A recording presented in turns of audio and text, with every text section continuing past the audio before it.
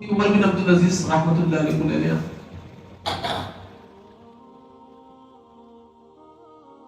فرمایا ان کی بیوی نے، فاطمہ نام تھا ان کی بیوی، زوجہ محترمہ، اور شہزادی تھی، شہزادی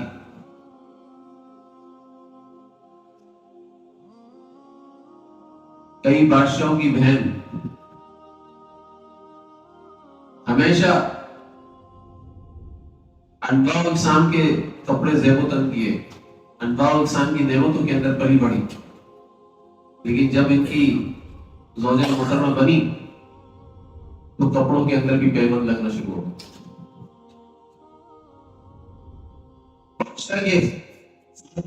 امیر المومنین ہے،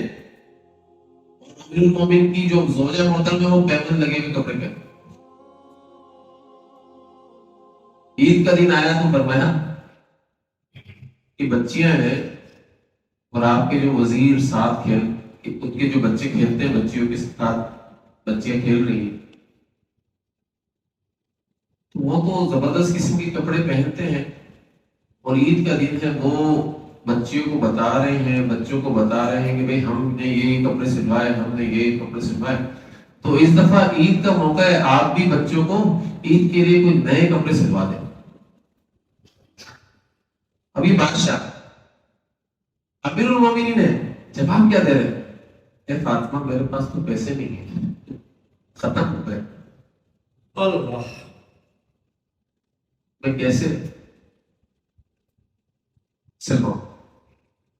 فرمایا آپ ایک کام کرو، ایک چیز بتا رہی ہوں، آپ کو مشورہ دے دوں، وہ یہ کہ جا کر نا بیت المال سے اگلے مہینے کی بھی سیلری لے لو، اور ان کو بول دو کہ بھئی اگلے مہینے کی سیلری دے دے اور اگلے مہینے مجھے سیلری مت دینا، تاکہ میں بچوں کو نئے کپڑے سلوا سکوں۔ بولا ہاں یہ تجویز صحیح ہے، اب سمجھ میں یہ گئے اس کے پاس جو بیت المال پر معمول تھا، اس سے بولا کہ بھائی تم ایک مہینے کی سیلری مجھے ادھار دے دو تاکہ میں اپنے بچوں کو کپڑے سلوا سکوں۔ اب بیت المال کے اوپر جو معمول تھا نا وہ بھی ان کی طرح ہی تھا، فرمایا پہلے لکھ کر مجھے دے دیں، ایک مہینے تک آپ زندہ رہیں گے، پھر میں آپ کو ایک مہینے کی سیلری دے دوں۔